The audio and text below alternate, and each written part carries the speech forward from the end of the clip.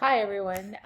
Hope you're enjoying some sunshine today and we're nearing the end of the school year. I'm going to talk to you a little bit about the battles that you had looked at in the assignment that I had posted on Monday for you to take a little bit of an exploration and using that template to record your findings.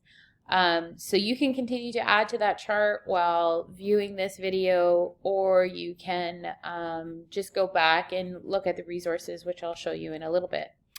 So, what was it like for World War II? Well, World War II begins in 1939 after Germany invades Poland. So, in comparison to World War I, we're kind of in a similar situation where we're having to look at how World War I and World War II were similar to one another.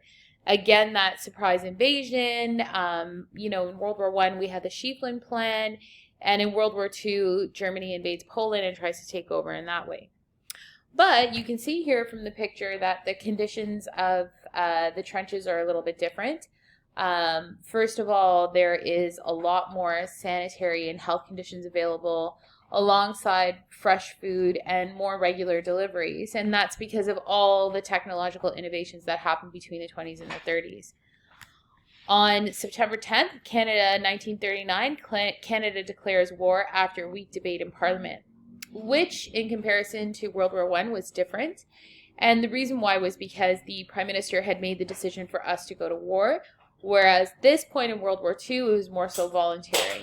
We have the same types of sides that we had in World War I. We have the Allies and the Axis powers, which again was more so based on Britain and the United Kingdom, whatever was left of their colonies, alongside the United States, which again enters the war much later on.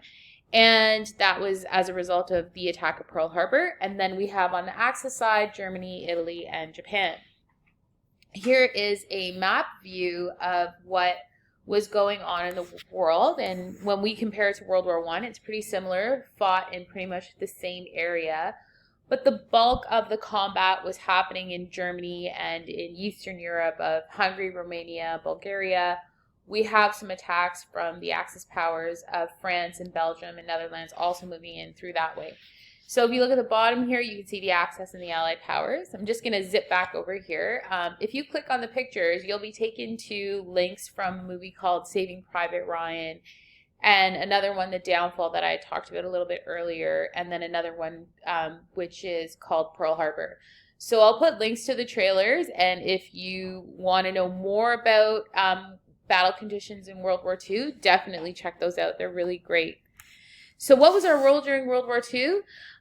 Canada was weaker than other Allied countries. We were using older equipment. We weren't as gung-ho into going into war. Again, you have to remember that at the end of World War I, we had established our autonomy, and we were making decisions for ourselves. So just because Britain was going to war, that didn't automatically mean that we were going to war this time. They had to ask us, and only people who wanted to volunteer for the war effort were encouraged to do so.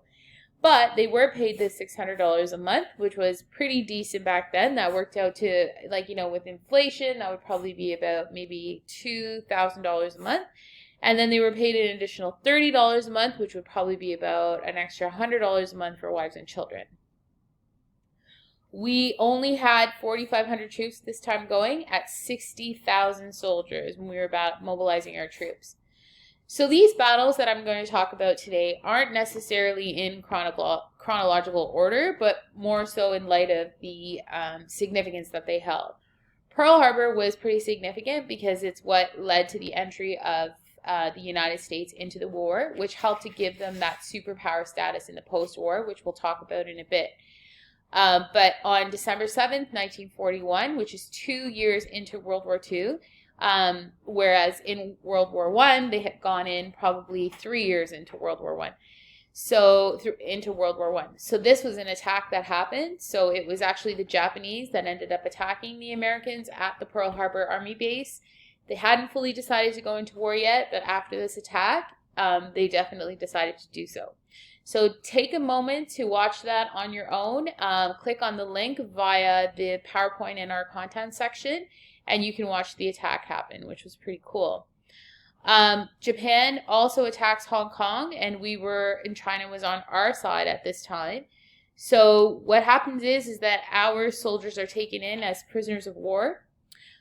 We had 1,975 Canadian soldiers. 557 of them were killed or died in the POW camps, which is prisoner of war.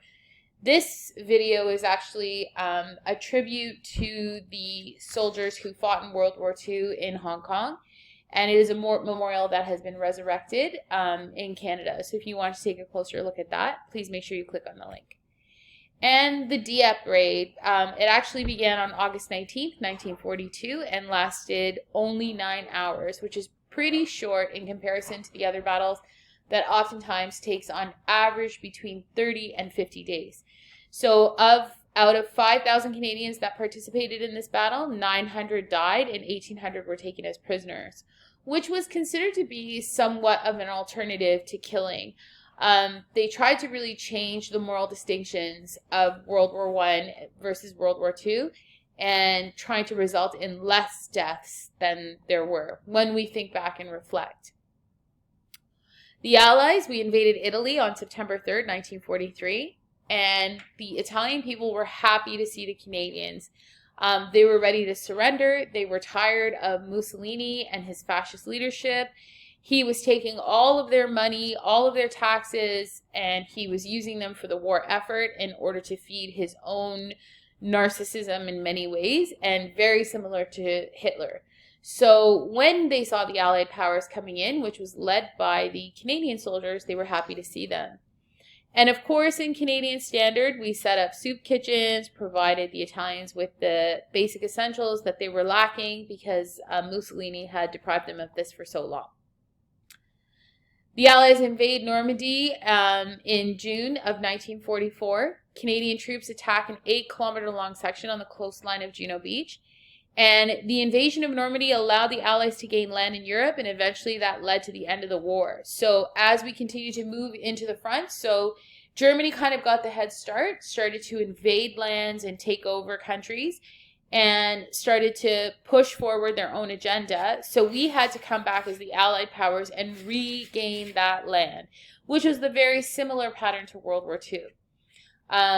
So this is a picture of Canadian soldiers. They had just come into Normandy and they were kind of taking a break, and things are relaxing down a little bit in comparison to the beginning of the war. And here we have Victory Day. So victory in Europe, May 8th, 1945. Allies formally accept the surrender of the armed forces of the Nazis. And this is actually, if you wanted to click on this link, this is a battle scene from the downfall. And this is the Allied powers invading Berlin, which is very close to the bunker that Hitler had set up. So what had happened was that the German army had decided for Hitler's safety that him, along with his relatives, along with many of his army dignitaries, they decided to hide in a bunker for the last portion of the war. They knew that the end was coming. Hitler refuses to give up, but his army still wanted to protect his safety. They create this elaborate bunker, and this movie called The Downfall, Der Untergang in German, and it is a really cool rendition of those last 10 days and how Hitler dies, and it shows what they did to the children that Hitler was responsible for or related to, and how they killed them as well. So if you have some time, it's a really neat thing to check out. And that is kind of the summation of all of the battles that we had talked about. So I'm going to go into our course over here. So if you go into the content section, I've asked you to look at those different battles.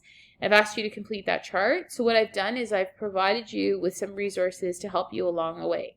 So here you can see that there's the Battle of the Atlantic, Romanskin Run, the Burma campaign, the Dieppe raid, the Italian campaign, and all of these will help that chart that I have posted for you over here in